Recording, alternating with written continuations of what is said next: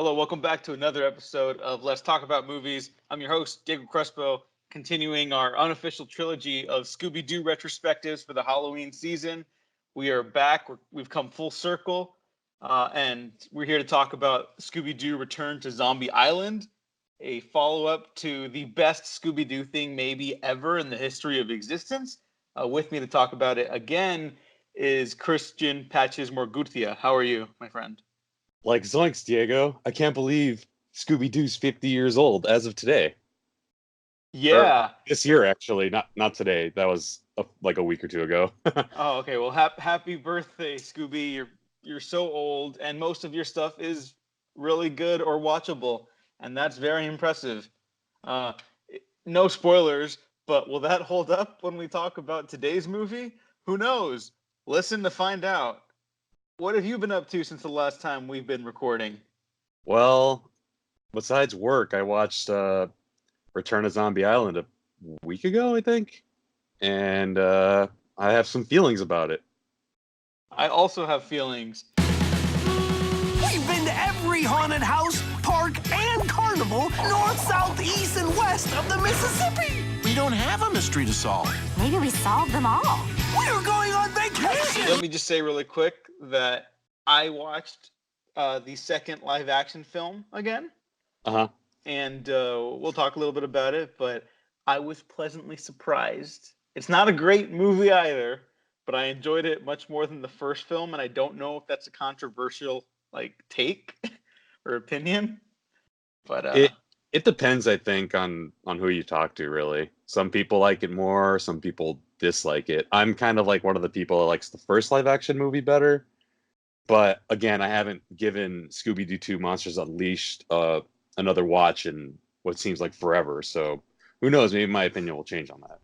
yeah, and I think it's nicer. It feels less mean, which I actually kind of appreciated. But history time. I love this shit. All right. So, as we all know, Scooby-Doo on Zombie Island and the live-action Scooby-Doo movie were both responsible for really kickstarting Scooby-Doo up again after being dormant for a few years in the 90s. So after the 2002 film, people like to rip on that one because, that was the cool thing to do back then. To the point where, so after the first live action film, the fun thing to do was rip on it, regardless of whether or not you liked it. And in the 2003 films, Looney Tunes Back in Action, there is a scene early in the movie where Scooby and Shaggy, voiced by Casey Kasem again, is meeting with Matthew Lillard at a restaurant, and they're just totally just ripping on him for his performance. And I just think that's very important to call out in this situation. I don't know, because so many people have come around to Matthew Lillard, and we talked about it last time too, where just the meme quality alone of those films, the live action adaptations, have been I kind of elevated it in a weird way. I think there's been enough time has passed where people have gained an appreciation for it, and Matthew Lillard is the defining Shaggy for the generation. So I don't know. I love Looney Tunes Back in Action. I'm a huge Joe Dante fan, and that might be one of his best films. I'm not gonna disagree with you on that. I mean, not to get sidetracked too much, but it was a very good film. It just did not do well financially for whatever reason, which really is a huge shame, because Looney Tunes went on this tangent of, oh, well, we got to reinvent the Looney Tunes in order to make them relevant, which is how we ended up getting stuff like the Lunatics Unleashed and the Looney Tunes show and stuff like that, where it's like they're superheroes and then they're living in the same town in a modern society, and some of the characters really got their personalities and stuff changed, and it was a mess. Yeah, it was weird, and oddly enough, I think that movie would have done way better if it came out today, because it was kind of one of those first big franchise reboots, that really aped on an audience's connection with old nostalgic characters, and now that's everything. Yeah, exactly. That one was really good. This is the nostalgia age living in. Mm-hmm. That's just a weird time for a lot of movies in general, I think. Yeah. Also, Brendan Fraser, who is apparently a saint, and I love him.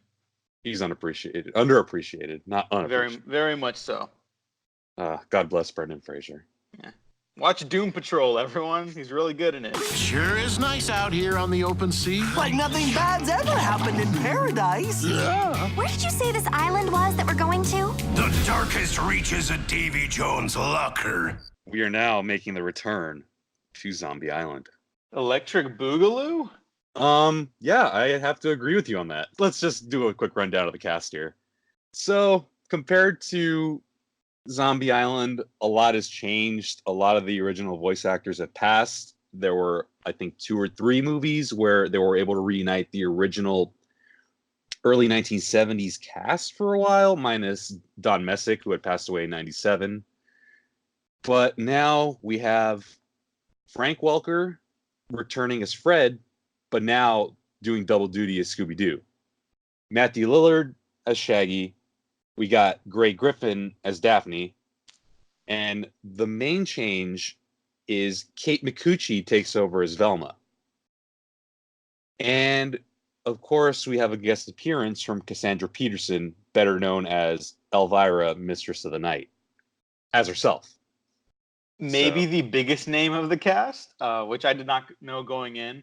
But I also did not know about Kate Micucci as Velma. And that's a perfect, like, pitch perfect, I'd say, casting choice for Velma. Like I could see it. The moment she started talking, I didn't know that she was in it either, Kate Micucci. I was like, oh my God, is she Velma? And like I freaked out because I'm a big Kate Micucci fan who doesn't get a big spot in the spotlight too often. I mean, have you heard her in DuckTales? No, but I also haven't seen the new DuckTales. She's amazing. Go watch the new DuckTales. Heavily recommend it. I remember you told me about it a bunch of times, and I just haven't, and that's on me. So I'm sorry. I like the old DuckTales though a lot, so I'm hoping I like this one too. This one is not trying to recreate it. It sets it apart. That's all I'm gonna say right now. Actually, that might be an appropriate jumping off point for Return to Zombie Island, because I think before we get into like the plot and everything else, I think it's trying to do like almost some kind of meta commentary about like, look, they just remake the same stuff, and so we're trying to do that too. But oh, it's something new and different, something that was undiscovered at the same time. But you can't like that's a conflicting narrative in trying to like say, oh, they just go back to the same stuff because they don't have any new ideas, and then trying to confront that there might have been something that was missing from the old material, but there's never like any marriage of the two ideas. It's just like talking points between the characters, and it's all manipulated. And if the point of the story was that it was all being manipulated by like a generic Scooby-Doo villain, which I'm saying in a positive way, you know, like a man behind a mask who was trying to make money off stuff, I guess that could have been interesting. And I think they even try to go there, but they don't. Like, the ending's a whiff. We can say that, right? Like, we're going to talk spoilers on this movie, but the ending's a whiff. No, definitely. A huge swing and a miss. Yeah, you know what? I don't even think they swung. I think they just ended it. They're like, we're here now. And going back to the whole meta about sequels or like trying to, you know, bring up past concepts, they do that a lot throughout this movie. My issue is it's so half-baked. It totally is. Like they don't even try to do anything with it once they start talking about it. Like they literally just talk about it and they're like, well, we're doing it. It's like it's totally that Deadpool movie thing where it's like, hey, isn't this a superhero movie trope that you guys know about all the time? But then they just do it anyways, and it's like, that's not satire. That's not a joke. You're just saying it. That doesn't mean anything. There were like a few attempted jokes that I do remember vividly, like when they're trying to figure out another mystery while they're in the diner, and like someone was like, "Oh yeah, I heard if you try to program the VCR at a certain time, like the ghost comes out," and some guy's like, "What's a VCR?" And I'm like, I got a chuckle out of me, but oh god. I don't know. I think there's some funny stuff in it. I'm just referring to like the meta commentary stuff, like that just no. doesn't work at all. Well, that and like again, going back to the whole everything's half baked thing, like it does like try to like go back to other Scooby-Doo things and events that have happened before. Like there is a scene where they go on Velma's blog, and it's part of the Unsolved Mysteries tab, and you just see Shaggy as the reluctant werewolf from Scooby-Doo and the Reluctant Werewolf, the 80s made-for-TV film. And that's really about it, besides Fred's affinity for making very elaborate traps that we saw in Mystery Incorporated. That's really the only throwbacks to anything that I saw, besides obviously Zombie Island, which, again, I felt like they could have drawn a lot more on Scooby's past for this, if this was supposed to be part of the 50th anniversary celebrations. Maybe they didn't look too deep into it, but there was so many other different things they could have referenced. Yeah, it's a really weird and not entirely successful movie. I would say I still enjoyed it, and right off the bat, I would also say that I would recommend it to Scooby-Doo fans, but know that it's nowhere near as good as the original Zombie Island, which I still think is the gold standard for these kind of things. I could recommend that to like pretty much anyone, and I think they'll enjoy it. This one, I'm like, if you like Scooby-Doo stuff, you got a free afternoon, maybe put it on, you'll like it. But I mean, you also have to look at it like this. Scooby-Doo on Zombie Island was done with a lot of care. They got a lot of writers that were working on Cartoon Network. A lot of the people were working on shows that were going on at the time. They did consult William Hanna and Joseph Barbera. They consulted Iwao Takamoto. You know, they did this with a lot of care and effort. And this one just feels like a lot of the more recent Scooby-Doo movies. And I'll admit that I haven't seen a lot of them, I think, following either Monster of Mexico or the Loch Ness Monster. But it just kind of feels like they did it just to do it. And one of those, it's very evident in the character relations, because even in Zombie Island and in the live action, they've pretty much grown up with each other for a long time, and it's very evident that they all feel very close-knit. One of my huge issues was once they're told by the sheriff that they cannot be solving mysteries and go act like real kids, after Scooby and Shaggy win that trip to Zombie Island that they don't know about on the show that they're watching, they're trying to make conversation, and I forgot who it was that asked who, where they're like, so what do you like doing besides solving mysteries? And I'm like, you threw out literally so many years of interactions and development out the window to make it seem like their only shared interests are solving mysteries and nothing else. you know what? I could honestly roll with that if this was like the first in a new franchise that was completely standalone. Exactly. Right? And it was like it was a new launching off pad. And then through the mystery, they form their friendships and they become closer and they can open up to each other. But this is following up Zombie Island, which is following up every like generation of Scooby-Doo up to that point. Exactly. So it completely fails on that aspect. And I gotta agree, the character stuff was like really bad in this. The relationships, they feel like they're struggling to come up with anything. I like some of the beats. Like I really like Fred missing the mystery van. I think that works. I think it was a little overdone. Oh, it's totally overdone, but like I rolled with it. I liked it. The just the idea though of them not being able to connect without the mystery stuff is like who signed off on that? Like, do they know Scooby-Doo?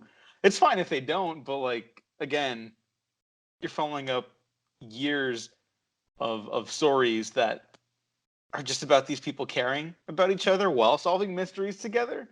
It feels very hollow. It doesn't feel authentic at all. Definitely. And I gotta say, I gotta riff on your note right here. All the retcons they try to do with Zombie Island, I'm really glad you were wanting to bring that up, because that's what really got me this time. And the idea that these are supposed to be like kids in high school still, it just doesn't work. I don't know how you feel about that. No, I definitely agree. They just took a huge step backward. That was my biggest issue with the movie. it's like, oh, Daphne's independent now. She has her own TV show, and Fred's her cameraman, right? And it's like, oh no, that was just an internship at the TV station. If you were an intern, they wouldn't be letting you run your own show. That's not how this works. Yeah, I know almost nothing about the TV or entertainment industry, and I know that much at least.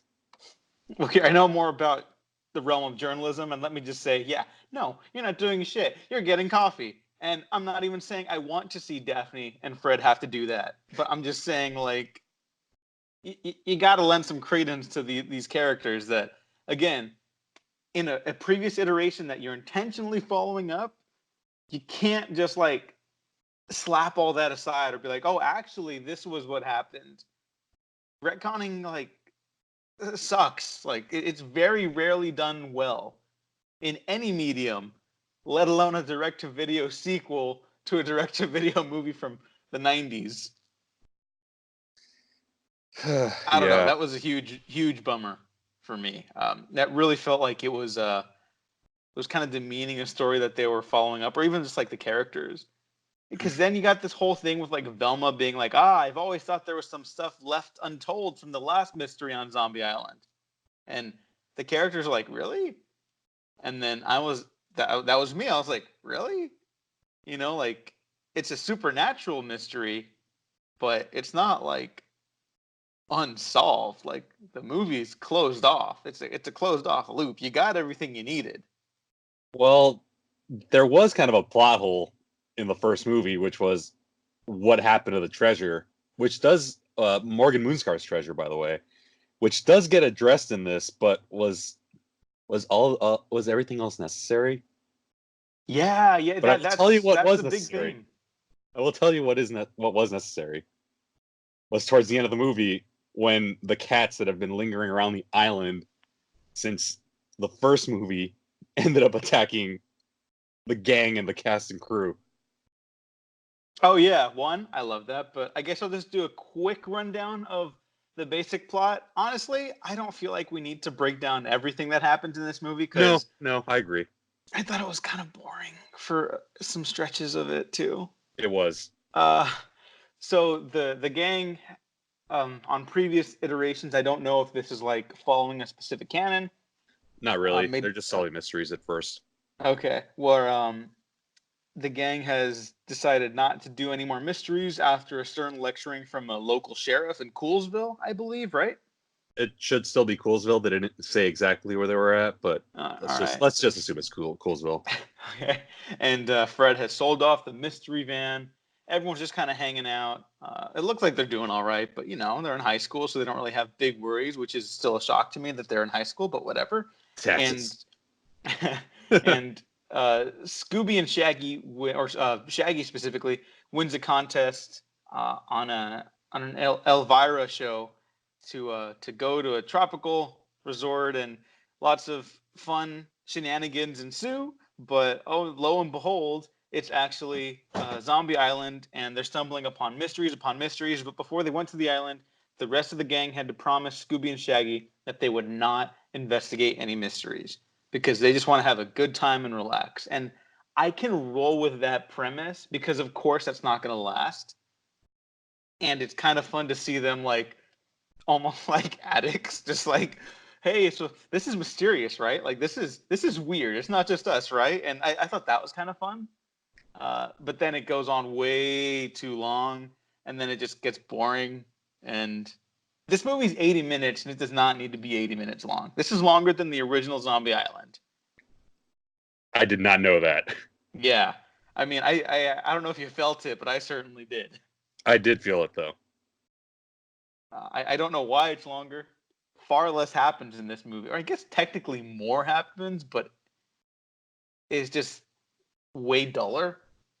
Yep. Yeah. I mean, they do jump the shark, or should I say jump the mansion at one point, but... Yay. That's very overdone, but I also like that it's just very simple setup and payoff. Fred misses the mystery van. Oh, he can't abandon the mystery van on the burning boat. Oh, I can't be a stunt man. I can't do my own stunts. I can't jump the house. Oh, all right. And then even the stunt man encouraging him, like, that was a nice moment that reminded me of the original Zombie Island, where it's just Yeah. like nice characters encouraging one another to be better, you know? Like Exactly. I like that. I like that quite a bit. But yeah, no, everything else kind of just like womp womp. I mean, during that chase scene, I mean, they did have like, your 60s bubblegum pop music playing, which was probably the best homage to the original Scooby-Doo in this movie. The Oh, I music is actually definitely perked up. surprisingly good. Yeah, I definitely perked up when that happened. I was like, oh, here we go. Like the little like dun, dun, dun, dun, dun, dun, dun, or whatever, music. Yeah, It like just wah. yeah, Or with the it wah got me. I and was all like, that. yeah, this is classic Scooby Doo fun, That was what saved the movie for me. At the time, when you're going through kind of a lull in the movie, that's kind of what like exactly perked me back up as well. Yeah. Although I will say, yeah, the cat stuff leading into the burning ferry, like that was kind of fun. And then at first, I was very confused about like where the cat people came from because unless I'm forgetting, the appearance of those three cat people at the cat attack scene is the first appearance of those cat people, right? Yeah, there was only one that had shown up prior to that. Yeah. And I guess that could work. Like you think it's a red herring. Oh, it's not a red herring. It's actually a real thing. But it's not real. Like that's a fun sequence of events. It just feels like very perfunctory. Like this is happening now. It Now just this is happening. it just came out of nowhere, really. Yeah. And you have a sequence where there's a bunch of cats attacking people. That The was the funny. fake film crew, by the way, which is a subplot in this film, which I think again is a fun idea that's handled very poorly. I just thought it was hilarious how like people were like implied to like be getting mauled by these cats. And I can't remember if it was like Velma or Daphne that just like swiped one as it was like lunging at them, and they just like swiped their arm across at it and it just went flying. This is gonna be a weird pull, but have you ever seen Reanimator? No. Okay, Reanimator is a 1985 film, I believe, by Stuart Gordon, and it's based on an H.P. Lovecraft story about a mad scientist named Herbert West who brings people back from the dead along with a reluctant assistant, and he basically just ruins everyone's lives by trying to bring back the dead. But I promise this is related. And there's a sequence in the film where I don't remember if it's ever revealed. Spoilers, I guess, if whether or not this Herbert killed the cat that he's reanimating, but he reanimates his friend Dan's cat after it was killed, and the cat's just fucking crazy. And there's like a 5-minute sequence when they're trapped in a basement trying to kill the undead cat again, and it's fucking hysterical. That's what this sequence reminded me on Return to Zombie Island, Reanimator, which is a far better film. I want you to know that when you said Reanimator, I was thinking about the hybrid live action animated film Reanimated that was exclusively for Cartoon Network during its dark period when they tried pushing the CN real stuff. God, I don't think I ever saw that. It's terrible. The basic plot is this kid goes to this theme park that's pretty much a spoof of Disneyland where, there's this animator, this Walt Disney like figure who, made cartoons, and it ballooned into like an empire, maybe not the evil empire we know today, but like it was enough that it had its own theme park and it was very influential. And the kid gets hit by like a train at the theme park. Oh my god. And they do surgery and they do a brain transplant of that animator whose brain they still have frozen for some reason. And it's a success. The thing is, now he sees all the cartoon characters he's made talking to him. He's just the only one that can see them. And I can't remember if it's a son or the grandson of that animator who's trying to go after the brain to use the characters to obviously have his knowledge of the characters to make a lot of money is pretty much his scheme, which he had tried doing like a reboot of these classic characters, which was poorly done and everything. And was kind of like a disgrace to his legacy. All you got to know is just it's a terrible movie, and Sam Register, who had a very high position at Cartoon Network at the time, that was kind of like one of his brainchildren. Now he's the driving force behind such series as Ben 10. I'm not sure which of the iterations of Ben 10 after the first one he was involved with, but again, that was something he had a huge hand in. He was heavily responsible for Teen Titans, so that's something I hold him in high regard for, because it was a swing that they took and paid off beautifully, for better or worse. And Middle Ground, Hi Puff Yamayumi. But a lot of the other stuff he's done has been just not the best. Mm. Be Cool Scooby-Doo, the one we skipped over, being a good example of that. So he was also an executive producer on this movie, so I'm going to say he's going to be partially to blame for a lot of these decisions. Yeah, honestly, it feels like there's very little decision making. Like, obviously, it's a movie. There's countless decisions that we'll never even be able to comprehend. That's just the way movies work. You got to decide so much that goes into the production of things. But it just feels so like lifeless almost, which is kind of funny because it's about an island of zombies. Although I guess technically there are no zombies in this one. Yeah. Which is I'm totally fine with, honestly. If it had worked out better. I mean, yeah, that and just the characters all acting like caricatures of themselves. Now, I always find myself giving Scooby and Shaggy a pass because aside from very, very few iterations of the franchise, they usually are the same characters, and that's what we love them for. But the characters of Daphne, Fred, and Velma, more Fred and Velma in this case, just act like caricatures of what they were. Like Velma just like obsessed with trying to solve mysteries and stuff like that. The one thing I did find funny was early in the hotel when something's very clearly up and she cannot do anything about it, and she just starts banging her head against the wall. That caught me off guard. Yeah, that was very out of character for Velma. But it was. But yeah, I agree. It was funny. And again, Fred's longing for the now departed Mystery Machine kind of goes on a little too long. I enjoyed it, but like you said earlier, yeah, that was too much at times. This is totally not in our notes or anything like that, but like I think for the 50th anniversary, it would have been kind of cool to see them take this premise, not Zombie Island. You could start it off there, but take the premise of them having to be like go through the ringer. Someone's trying to basically reboot their lives for their own financial gain, and have them go through a bunch of different mysteries. You know, like I think that could have been kind of fun just to keep like the setting changing and stuff like that too, instead of constantly being like, hey, we've been here before on the same like location. You know, at the very least, like remind people of like other stuff they've done besides Zombie Island, because this really didn't need to take place on Zombie Island. Yeah, I mean it just doesn't. It doesn't have the life that art style had either. It doesn't have the atmosphere of it. It's certainly not like scary in any capacity. Not that Scooby-Doo needs to be scary, but I think we talked about how Zombie Island was home to like some really creepy imagery, like genuinely good horror imagery, and this one's like not at all. Well, here's a nitpick also. Why is Zombie Island,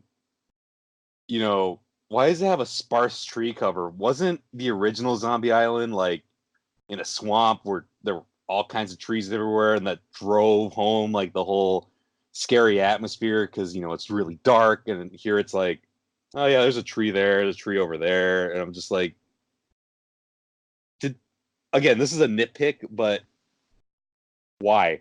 Like, why was that necessary? I don't think that's a nitpick, honestly. I think that's I think the film is trying to do something where it's like low-key they gentrified the island to make it look like it's a welcoming tropical resort for the gang. Logging, yay. But I don't think the film pulls it off either, so it does feel like, why did we do this? you know? Because I mean, there's that whole discussion about like, oh, there's plastic palm trees, you know, and I guess the implication is that they cleared out a lot of like the stuff to kind of like make it look newer and prettier to trick the gang, but again, it's a half measure. The film does not drive that home at all. There's like an offline, I think, towards the end when they're like, "Yeah, they're plastic palm trees," and that's like it. Like that's not a revelation, or that's not even like a resolution. You know, it's just like a line of dialogue. That's not. That's nothing. No, they don't make any reference to that. And the last two things I really wanted to bring up were they retold Zombie Island twice in this movie. In the intro credits, part of the graphics and like everything that's going on, it's retelling the events of Zombie Island through silhouettes, which I thought was a super nice touch. But then they end up just retelling the events anyway and reanimating it. Oh yeah, you know what? That's the worst part of this film. This movie's got genuine problems, but there's nothing worse than when a sequel takes the time to explain everything that happened in the previous film. And not even like a standalone sequel kind of way. Kind of like, you know, you can hop from like Guardians of the Galaxy to Guardians of the Galaxy 2 without like any hardcore reference to events. Yeah. But this is a direct sequel. Imagine if The Empire Strikes Back took out some time to be like, hey, remember that time you blew up the Death Star, kid, and how the Empire's pissed about it? Oh, here's why they're pissed about it. Because you went through, and then they go beat, beat, beat, beat, beat of A New Hope. Like, I'm that's sorry. horrible. I'm sorry, but that reminded me of Family Guy. Did they do that in their No, little like- Star Wars one? No, like, hey Lois, remember that time I blew up the Death Star? Oh, stupid. I'm sorry. But not really. Well, I mean, like that's basically what they do, and it goes on. Like they just keep talking about it. Like, how long was that? You I don't know. It took up several minutes. That's what Yeah, upset. and I was like, is this a joke, or are they just like doing it? But nope, it's not a joke. They just do it. And I want to say that, yeah, I like the opening credit sequence too. Also reminded me of Reanimator. Here's the This other movie thing about reminded this. me of Reanimator, and I just really like Reanimator. Everyone watch Reanimator. I'll probably go watch it this week. Reanimator's great. Here's the other thing, though, Diego. Bo is not referenced at all. The undercover cop who was the groundsman, he's not referenced either through the cast of the movie or in the flashback. Yeah, why? Why didn't he come back, you know? Yeah, because he was one of the few cops I trust. And like he was gonna help shed light on this mystery because no one believed it. So he was gonna team up with Daphne to tell the story because all the footage was lost. Remember? Mm-hmm. So why is he not? They had Snakebite Scruggs who had less of a role than he did. Yeah, they had the fucking red herring, and not. That's so weird. I guess because they aged them down to high schoolers, but then it's like that didn't even matter in the long run. Like by the halfway point of the film, none of that matters. Like they're retconning of like their ages and stuff like that. So it's like even if they were going out of their way to just not confront this stuff with the character of Bo and that whole plot, like the way they retconned it just made it more difficult for themselves by adding all this extraneous nonsense. You know? Yeah.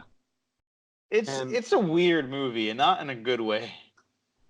And to quote Red Herring from A Pup Named Scooby-Doo, what a bunch of weenies. Oh, yeah. How many weenies would you give this movie? Out of 5. I'm going to be generous and give it a 2.5, but one huge reason as to why I knocked it down, aside from all the other various reasons, is Alan. I hate Alan so much. So much. He sucks. It's a terrible character.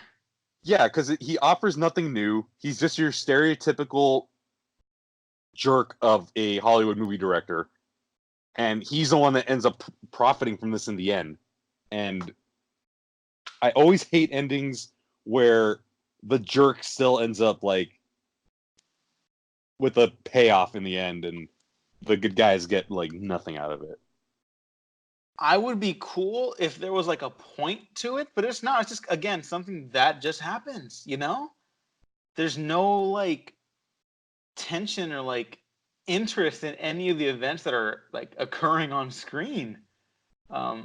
You know what? I'm just gonna keep like rewriting this movie like throughout the last like as we start closing off this discussion. But I think it would have been fun. Okay, so you keep all the stuff I brought up earlier about like, oh, they're kind of hopping through like these different like Scooby-Doo adventures, right? And it's like, hey, we've been here before. Like, this all feels very manipulated. You find out it's being manipulated by a film director. But then, instead of a revelation that a monster is a man in a mask, you have it be a man mask for a monster, right? And it's like some demon who's like just a big Scooby-Doo fan or something like that, you know? Yeah, I mean, you've seen other cartoons and stuff pull it off, like that Powerpuff Girls episode where the villain was literally someone who was obsessed with the Powerpuff Girls to the point that he traps them as part of his collection. Something like that, you know? That would have been nice. That would have been hilarious. Oh, one of the Mojo Jojo should have been the villain. That would have been funny. Anything would have been better than this. Yeah, literally anything. This was a huge disappointment for me. I won't give it any weenies, and I won't give it any Scooby snacks either. I'll give it two cat people. Two cat people out of 5 cat people. Did you have any final thoughts on this? Huge disappointment. Not without its moments of comedy. I think it's actually very fun. I think it's consistently very funny when it's not doing the meta winking humor. But everything else is kind of a whiff, even with like some good ideas sprinkled in.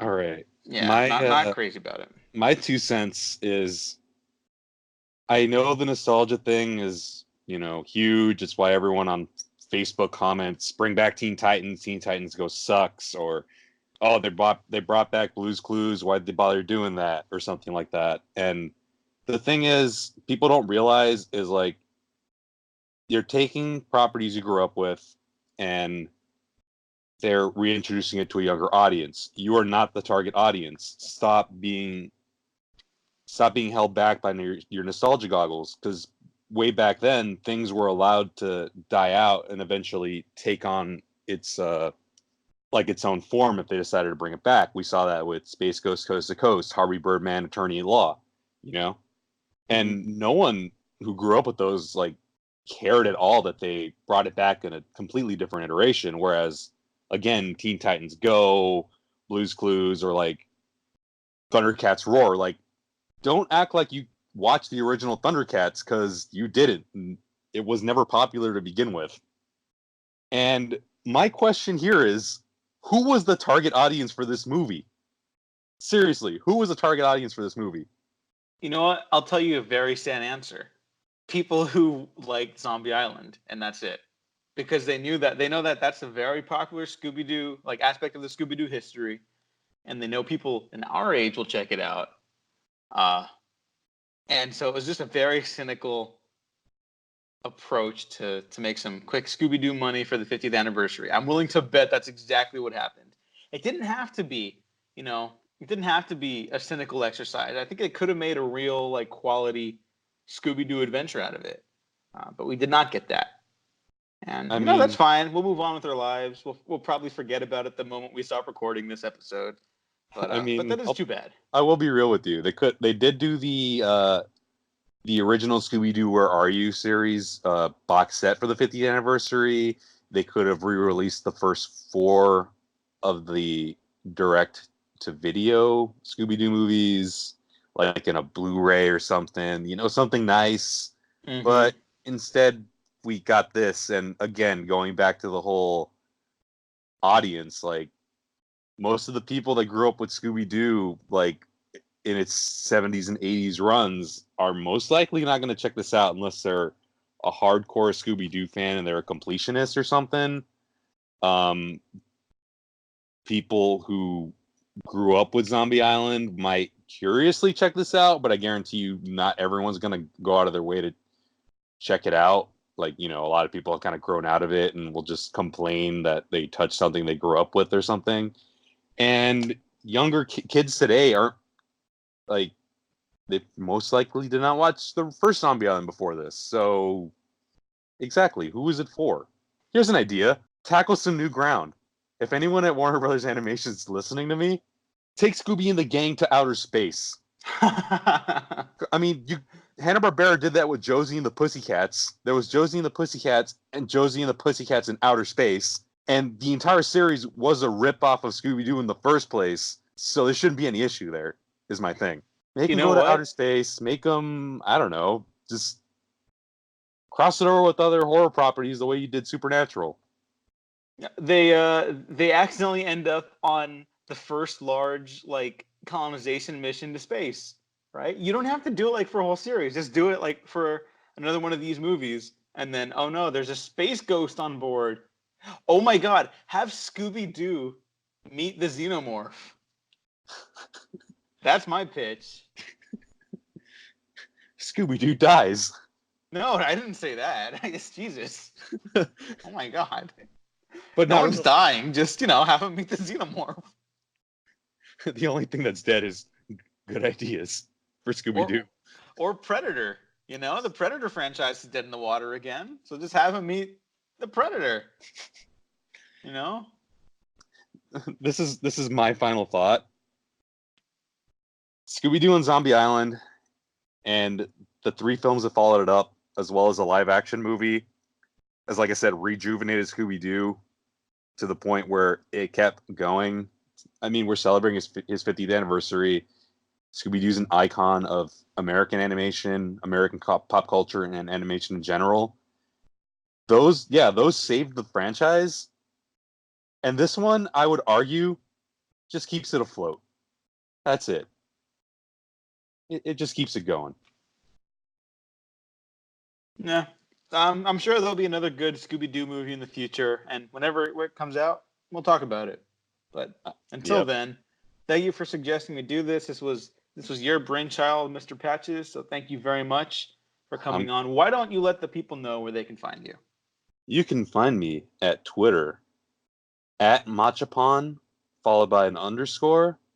I'm going to be starting a Just Chatting Twitch stream if I haven't already. You can follow me at twitch.tv/Machapon. And I will be starting a kind of a nostalgia, kind of nerd-based podcast with my good friend Vance, tentatively titled Don't Tell a Soul. But when that gets up and running, we'll have more information for you available then. Links down to everything that's available below on the YouTube and SoundCloud, iTunes, Spotify, where you can find us and subscribe and like our episodes. If you didn't like this, like and subscribe anyways, because you might find something you do like. Check me out on the Twitters at the Diego Crespo. Check out the Waffle Press on Twitter and all the other places I mentioned already. And don't forget to check out the Patreon, which helps out the show and all that jazz. So we can talk about more Scooby-Doo stuff, hopefully, in the future. I'm sure they'll keep making it because everyone loves Scooby-Doo. They will. This is the most popular Hanna-Barbera cartoon. That's not the Flintstones, and the Flintstones has kind of been, dead in the water for a while. So yeah. There you go. Have the Flintstones meet Scooby-Doo. They get sent back in time. They met the Jetsons already. I mean, come on. There you go. Look, it's all right there. So thanks for listening. Thanks for watching. We have been professionally unprofessional.